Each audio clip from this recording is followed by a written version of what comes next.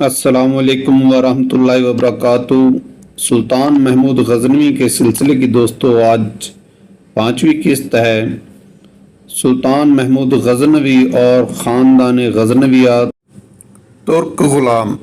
منہاج الراج کے مطابق سبکتگین ترک نسل کا ایک غلام تھا۔ ایک تاجر ناصر حاجی نے اسے اس وقت خریدا جب وہ ابھی محض ایک لڑکا تھا۔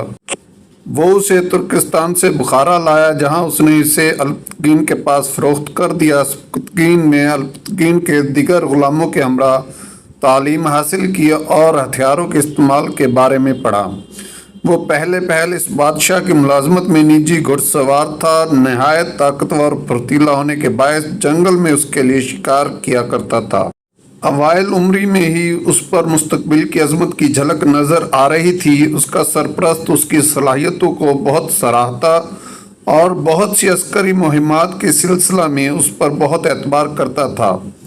اس نے جلد ہی اسے فوج میں اہم عہدوں پر فائز کر دیا۔ آخرکار غزنی میں شاہی اقتدار حاصل کرنے کے بعد اس نے اپنے حمایتیوں کو امیر الامراء اور وکیل المملک کے خطاب سے نوازا۔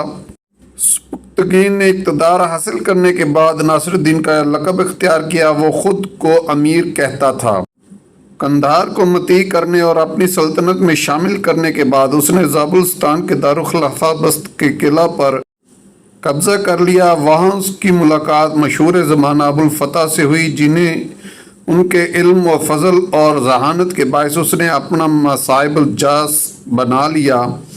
اس نے ہندوستان کے بت پرستوں کے خلاف جنگ کرنے کا ارادہ کر لیا جو ابھی تک صرف برہما اور مہاتما بدھ کی پرستش سے واقف تھے۔ اس وقت پنجاب پر ہسپال کے بیٹے جے پال کی حکومت تھی جس کا علاقہ ایک طرف سے دریائے سندھ سے لغمان اور دوسرے جانب کشمیر سے ملتان تک پھیلا ہوا تھا۔ 977 عیسوی میں ایک بہت بڑی فوج کے ہمراہ مشرق کی جانب پیش قدمی کرتے ہوئے اس نے بہت سے قلعے تسخیر کیے، مسجدیں تعمیر کرانے کا حکم دیا اور بہت سے مال غنیمت کے ہمراہ غزنی کی طرف لوٹا۔ جے پال جو اس وقت بھٹنڈا کے قلعہ میں رہائش پذیر تھا، اس نے محسوس کیا کہ مسلمانوں کے پے در پہ حملوں نے ملک کے امن و امان کو بری طرح متاثر کیا ہے، لہٰذا اس نے ایک بہت بڑی فوج تیار کی اور بے شمار ہاتھیوں کو اس مقصد کے تحت جمع کیا کہ وہ ان کے ساتھ ان کی اپنی سرزمین پر حملہ کر دے گا۔ اس نے سندھ کو پار کیا اور لغمان کی طرف پیش قدمی کی جہاں اس کی مڈ بھیڑ سبکتگین کے ساتھ ہوئی۔ جب جھڑپیں شروع ہوئی تو سبکتگین کے بیٹے محمود غزنوی نے جو اس وقت محض ایک لڑکا تھا بہادر اور سپاہیانہ کارناموں کے جوہر دکھائے۔ رات کے وقت زبردست طوفان، باد و باران اور ژالہ باری شروع ہو جانے کے باعث ہر طرف خوف و ہراس اور تباہی پھیل گئی۔ لاہور کے راجہ کے دستے بری طرح متاثر ہوئے، اس کے بے شمار مویشی ہلاک ہو گئے۔ راجہ نے اپنی فوج منتشر ہوتے دیکھا تو اگلے روز صلح امن کر لی۔ سبکتگین ہندو راجہ کی درخواست قبول کرنے پر رضامند ہو گیا تھا۔ نوجوان محمود غزنوی جو ایک پرجوش جنگجو تھا، اس کے اثر و رسوخ نے اسے یہ شرائط ماننے سے باز رکھا۔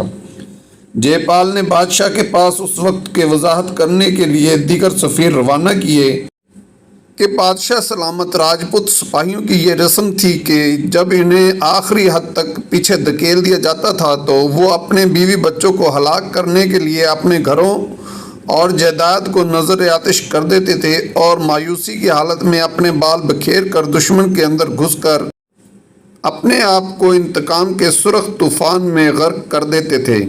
سبکتگین جو راجہ کو مایوسی کی حالت میں تسخیر نہیں کرنا چاہتا تھا، وہ شرائط ماننے پر تیار ہو گیا۔ راجہ امن کی قیمت کے طور پر 10 لاکھ درہم اور 50 ہاتھی دینے پر رضامند ہو گیا۔ راجہ نے پوری رقم کو اپنے پڑاؤ میں رہتے ہوئے ادا کرنے سے قاصر ہوتے ہوئے اپنے ساتھ چند بااعتماد شخصیات کو لیا تاکہ لاہور سے باقی ماندہ رقم وصول کی جا سکے۔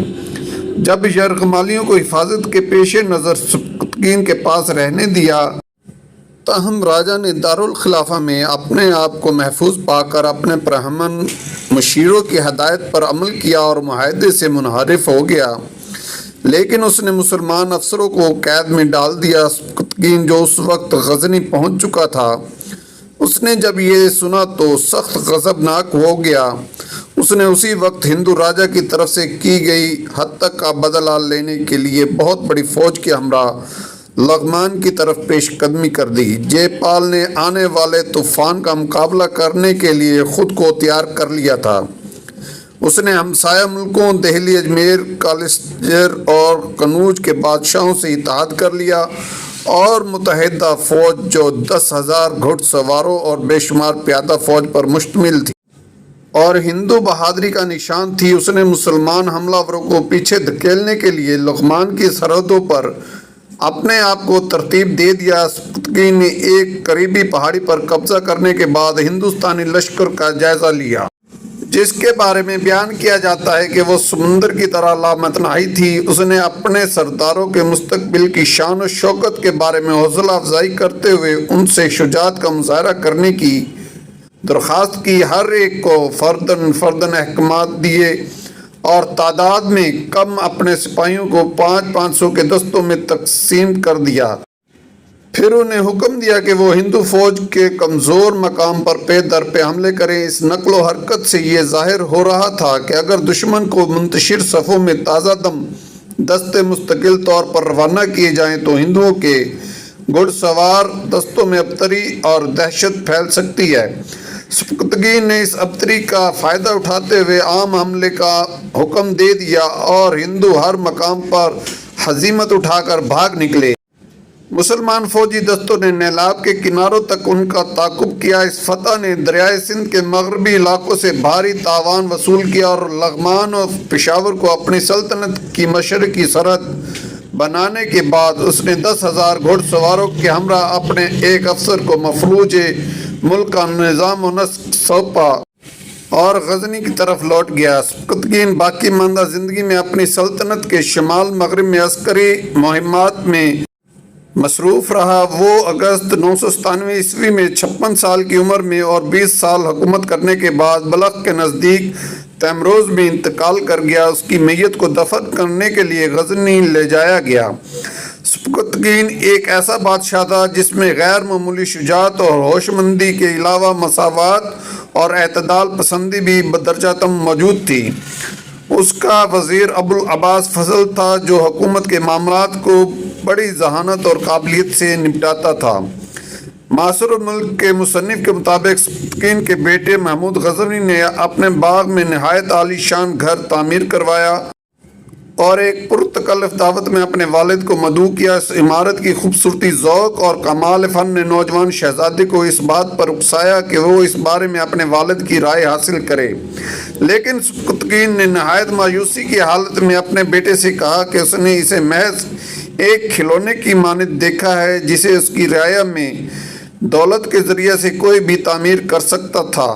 اس نے کہا کہ ایک شہزادے کا کام یہ ہے کہ وہ شہرت کی ایسی دیر پا یادگاریں تعمیر کرے جو شان و شوکت کے ستونوں کی طرح ہمیشہ قائم رہیں، اچھے کارناموں کی طرح جو تقلید کے قابل ہوں اور اولاد ان پر سبقت لے جانے میں دشواری محسوس کرے۔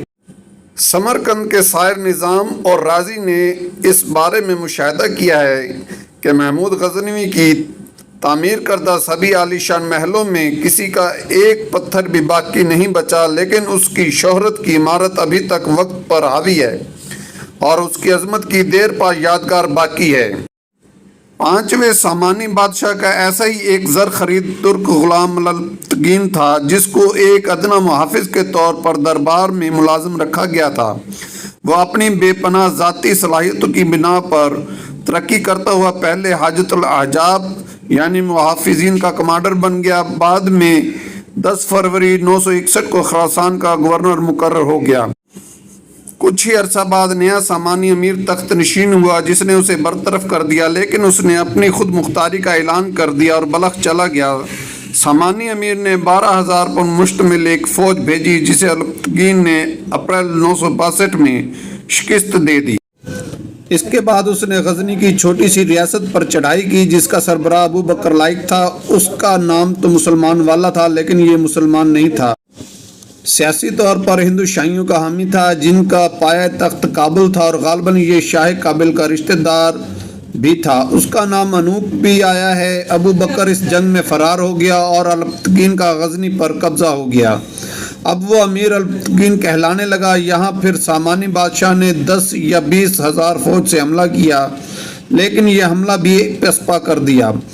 سامانیوں نے اس کی حکومت کو تسلیم کر لیا۔ ادھر ابو بکر لائق ابھی زندہ تھا، شاید وہ پنجاب کے ہندو شاہی حکمرانوں کے پاس کابل چلا گیا تھا، جن کی حکومت کابل تک پھیلی ہوئی تھی۔ دوسرے لفظوں میں کہا جا سکتا ہے پنجاب کی ہندو شاہی سلطنت اور غزنی کے ترک غلاموں کی سلطنت کی سرحدیں آپس میں مل رہی تھی۔ اس علاقے پر بالادستی کے لیے ہندو شاہیوں اور آزاد شدہ غلام مسلمان ترکوں میں اقتدار کی رساکشی کا سامان پیدا ہو چکا تھا۔ اگرچہ سلطنت سازی کی ان جنگوں کی اصل وجہ تو ان علاقوں کی مشترکہ خارجہ تجارت تھی۔ غالباً غزنی پر قبضہ سے بھی پہلے البتگین نے کابل پر قبضہ کرنے کے لیے ہندو شاہیوں سے 962 میں جنگ کی تھی، جس میں اسے فتح ہوئی تھی۔ یہ نہیں معلوم کہ اس وقت ہندو شاہی بادشاہ کون تھا۔ یقیناً یہ جے پال کا پیشرو ہوگا، کیونکہ جے پال 965 میں برسر اقتدار آیا۔ البتگین کی وفات 13 ستمبر 963 کو ہوئی تو اس کا بیٹا ابو اسحاق ابراہیم اس کی جگہ ریاست غزنی کا امیر بنا۔ وہ کمزور اور نااہل حکمران تھا، فوجی افسروں کی باہمی لڑائیوں کو کنٹرول نہ کر سکا۔ ان حالات میں ابو بکر لائق کا بیٹا ابو علی لائق ہندو شاہیوں سے مدد لے کر غزنی پر حملہ آور ہوا۔ کیونکہ لائق خاندان ہندو شاہیوں کا رشتہ دار تھا، ابو اسحاق بھاگ کر سامانی سلطنت کے پائے تخت بخارا چلا گیا۔ وہاں اس نے سامانیوں سے اپنے مرحوم باپ کی غلطیوں کی معافی مانگی اور ان سے فوجی امداد لے کر غزنی پر حملہ کر کے لائق کو نکال باہر کیا۔ ابو اسحاق ستمبر 569 کو فوت ہو گیا تو فوجی جرنیلوں نے حکومت البتگین کے ایک ترک غلام بلقتگین کے حوالے کی۔ بلقتگین کو سامانی وزیر لائق نے دبانے کی کوشش کی اور بالآخر اس پر حملہ بھی کیا۔ فائق کی کوشش تھی کہ ترکوں کو ہمیشہ کے لیے کچل دیا جائے، لیکن بلقتگین نے الٹا اس حملہ آور اور فوج کو کچل دیا۔ وہ بہت بلند کردار کا مالک تھا اور اپنے ملک میں بہت مقبول تھا۔ اس کی وفات 579 میں ہوئی۔ بلقتگین کے جے پال سے کسی جھڑپ کا کوئی ثبوت نہیں ملتا۔ بلقتگین کے وفات کے بعد اس کا ایک غلام پریتگین غزنی کا امیر بنا۔ پریتگین بہت ظالم اور غیر مقبول بادشاہ تھا، چنانچہ لوگوں نے سابقہ بادشاہ ابو علی لائق ولد ابو بکر لائق کو، جو غیر مسلم غالباً ہندو تھا، خط لکھ کر غزنی پر حملہ کی دعوت دی۔ ہندو شاہیوں نے اس موقع پر لائق کی بھرپور مدد کی۔ ابو علی لائق کو کابل شاہ نے جو فوج دی اس کی قیادت اس کا بیٹا کر رہا تھا۔ گوربخش سنگھ کا خیال ہے یہ کابل شاہ جے پال کے علاوہ اور کوئی نہیں ہو سکتا، کیونکہ اسے حکومت کرتے ہوئے 10 سال ہو چکے تھے۔ کابل اس کی سلطنت میں شامل تھی۔ یہ فوجیں کابل سے غزنی کی طرف مارچ کر رہی تھی کہ غزنی کا ایک انتہائی بہادر اور لائق جنرل سبکتگین 500 کفن پوش مجاہدوں کو لے کر راستے میں چرک کے مقام پر اچانک ان پر ٹوٹ پڑا۔ اس اچانک حملے میں ابو علی لائق اور کابل شاہ کا بیٹا دونوں مارے گئے۔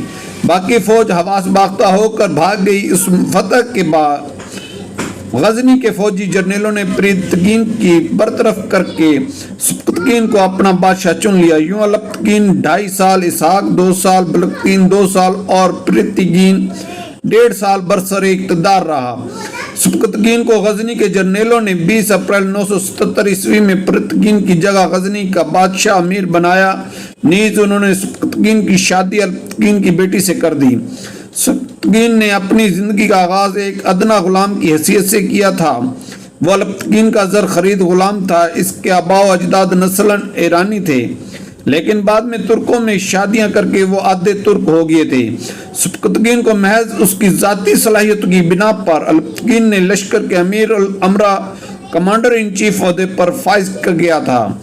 تھوڑے ہی عرصے میں اس نے غزنی کی سلطنت کو چاروں سمتوں میں پھیلانا شروع کیا۔ اسی جد و جہد میں اس نے 994 میں مشرقی خراسان میں بست کے قلعے کو فتح کیا اور اس کے بعد اس نے فرشتہ کے بقول کسرار اور محمد ناظم کے بقول خوشدار کو فتح کیا۔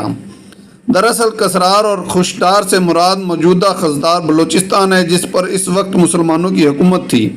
اس نے پنجاب کی سرحدی چوکیوں پر بھی حملے کیے، بخارا کو فتح کیا۔ فرشتہ کے بقول 927 ہجری یا 977 عیسوی میں اس نے ہندوستان پہنچ کر چند قلعے فتح کیے، اکثر جگہوں پر مسجدیں تعمیر کرائی اور بہت سامان غنیمت لے کر واپس غزنی پہنچا۔ ہندوستان سے یہاں مراد ہندو شاہی سلطنت ہے۔ سبکتگین کی جے پال سے جنگ۔ سبکتگین کے ان حملوں کے جواب میں جے پال نے، جو اس وقت بھٹنڈا کے قلعہ میں مقیم تھا، ایک بہت بڑے لشکر کے ساتھ غزنی پر حملہ کیا۔ غزنی اور لمغان کے درمیان میں غورک کے مقام پر جنگ ہوئی۔ جے پال کی فوجی طاقت زیادہ تھی، لیکن کئی دن تک جنگ ہوتی رہی اور کوئی فیصلہ نہ ہو سکا۔ ایک دن اچانک برف باری کا طوفان شروع ہو گیا، جس میں ہزاروں جانور اور سپاہی مر گئے اور ہندو شاہی فوجوں کو شکست ہو گئی۔ انہوں نے تاوان جنگ کی پیشکش کر کے صلح کی درخواست کی۔ شہزادہ محمود غزنوی، جس کی عمر 14-15 سال تھی، جنگ جاری رکھنے کے حق میں تھا، لیکن امیر سبکتگین نے معاہدے کے حق میں فیصلہ دیا، کیونکہ ہندو شاہیوں نے دھمکی دی تھی کہ اگر شکست فاش ہونے لگی تو وہ سب مال و دولت کو جلا کر خود بھی جل مریں گے، پھر تمہارے ہاتھ راکھ کا ڈھیر، پتھر، لاشیں اور بکھری ہوئی ہڈیاں آئیں گی۔ چنانچہ طے پایا کہ جے پال سبکتگین کو تاوان کے طور پر 10 لاکھ دینار، کچھ سرحدی قلعے اور 50 ہاتھی دے گا۔ سبکتگین نے اس کے چند رشتہ داروں کو بطور یرغمال اپنے پاس رکھ لیا تاکہ وہ معاہدے سے نہ پھر جائے۔ غورک سے جے پال سبکتگین کے چند نمائندوں کو لے کر واپس آیا اور بقول فرشتہ لاہور پہنچا۔ یہ صحیح معلوم نہیں کہ اس کے پایہ تخت تب لاہور تھا یا اوبنڈ پور، لیکن شواہد یہی کہتے ہیں اوبنڈ پور ہی تھا۔ بہرحال اس نے اپنے پایہ تخت پہنچ کر سبکتگین کے نمائندوں کو گرفتار کر کے قید کر دیا اور کہا کہ جب تک سبکتگین میرے عزیزوں کو رہا نہیں کرے گا، میں اس کے آدمیوں کو قید میں رکھوں گا۔ اس کے نتیجے میں سبکتگین ایک بہت بڑی فوج لے کر غزنی سے پشاور کی طرف روانہ ہوا۔ راستے میں آنے والے ہر مندر کو مسمار کرتا، گھروں کو آگ لگاتا ہوا آگے بڑھا۔ جے پال نے اس کا مقابلہ کرنے کے لیے دہلی کا لٹرجر، قنوج اور اجمیر کے راجوں سے فوج مدد طلب کی۔ ان سب کی فوج لے کر، جو 1 لاکھ سواروں اور بقول فرشتہ انگنت پیادوں پر مشتمل تھی، وہ غزنی کی طرف بڑھا۔ جلال آباد سے 19 کلومیٹر جنوب میں دونوں فوجوں کا ٹکراؤ ہوا۔ اس بار بھی جے پال کی فوج زیادہ تھی، لیکن سبکتگین نے گوریلا طریقہ جنگ اپناتے ہوئے 500 گھڑ سواروں کے کئی دستے بنائے اور کہا کہ سب باری باری حملہ کریں۔ اس طریقے سے وہ جے پال کی فوجوں کو شکست دینے میں کامیاب ہو گیا۔ ہندو شاہی فوج کے بیشتر فوجی مارے گئے، باقی جو بچے وہ بھاگ کھڑے ہوئے۔ دریائے نیلاب، دریائے سندھ بامقام اٹک تک ترکوں نے ان کا پیچھا کیا، لیکن اوبنڈ پور کو فتح کیے بغیر واپس آ گئے۔ یوں لمغان سے یہاں تک کا علاقہ ترکوں کے قبضہ میں آ گیا۔ اس جنگ میں بہت سا سامان غنیمت ان کے ساتھ آیا۔ سبکتگین نے اپنے ایک اور سردار کو مفتوح علاقہ کا گورنر مقرر کر کے پشاور میں متعین کیا۔ 991 عیسوی میں سبکتگین نے ملتان کے اسماعیل حکمران شیخ حمید کو حملے کی دھمکی دی۔ اس نے فوراً سبکتگین کی اطاعت قبول کی اور سالانہ خراج دینے کا وعدہ کیا۔ اس زمانے میں لاہور کے راجہ بھرت نے، جو کہ جے پال کا باج گزار تھا، جے پال کے خلاف گڑبڑ شروع کر دی، حالانکہ جے پال نے اسے اندرونی خود مختاری دے رکھی تھی۔ بھرت نے جیلم میں نندنا اور ٹکیسر کے کانوں پر قبضہ کرنے کے لیے جوجھ کشی کی۔ جے پال نے اپنے بیٹے آنند پال کے فوج دے کر بھیجا، جس نے بھرت کو شکست دی، اور یوں بھرت خراج دینے پر رضامند تو ہو گیا، لیکن جلد ہی اپنے وعدے سے پھر گیا۔ اب اس نے حملہ کر کے اسے اقتدار سے ہٹا دیا اور خود گورنر لاہور بن گیا۔ جے پال کی وفات 1001 عیسوی تک آنند پال گورنر لاہور رہا۔ آنند پال کی فتح لاہور کے زمانے میں سبکتگین نے کسی بات سے ناراض ہو کر محمود غزنوی کو جیل میں ڈال دیا۔ جے پال نے اسے خط لکھا کہ تمہارے باپ نے تمہیں جیل میں ڈال کر ناشکرے پن کا ثبوت دیا ہے، اگر تم ہمارے ساتھ مل جاؤ تو میں اپنے آدمی بھیج کر تمہیں جیل سے چھڑا لوں گا، پھر ہم تمہیں اپنے ملک میں لے آئیں گے، میں اپنی بیٹی سے تمہاری شادی کر دوں گا، دولت اور تمہارے باپ سے بڑی افواج تمہیں دوں گا۔ لیکن محمود غزنوی نے جواب میں اسے جو خط لکھا، اس میں اسے کتا اور کافر کہا، اور لکھا کہ میرا باپ میرا مالک اور میرا قائد ہے، اگر وہ مجھے قتل کرنا چاہتا ہے وہ تو حاکم ہے۔ تمہارے خط کا جواب یہ ہے کہ جب خدا نے مجھے اس قید سے رہائی دی تو میں اپنی فوج کے ساتھ تمہارے ملک پر حملہ کر دوں گا اور تمہیں گرفتار کر دوں گا۔ یہ پیشکش دراصل شادی کے ذریعے غزنوی اور ہندو شاہی سلطنت کو ایک کرنے کی کوشش کو ٹھکرا دیا۔ جے پال کی وفات کے ساتھ ہی ہندو سلطنت کا پایہ تخت اور اوبینڈ پور سے نند پور ہی منتقل ہو گیا۔ سپکتگین نے 20 سال حکومت کی۔ آخری دنوں میں اس کا قیام بلخ میں تھا جہاں وہ بیمار ہو گیا۔ جب علاج معالجے سے ٹھیک نہ ہوا تو اس نے تبدیلی آب و ہوا کے لیے غزنی کا ارادہ کیا۔ راستے میں ترمز کے مقام پر پہنچ کر رک گیا۔ اب وہ مزید سفر کے قابل نہ رہا تھا۔ یہیں 55 سال کی عمر میں اگست 997 عیسوی میں سپکتگین نے وفات پائی۔ اس کی میت کو غزنی لا کر دفن کیا گیا۔ ناظرین، یہ تھی آج کی قسط نمبر 5 جو مکمل ہوئی۔ امید ہے آپ کو پسند آئی ہوگی۔ آپ سے التماس ہے کہ اگر میری کوششیں اور میری محنت آپ کو پسند آئے تو میرے چینل کو سبسکرائب ضرور کیجیے گا۔ شکریہ، اللہ حافظ، ملتے ہیں اگلی قسط میں۔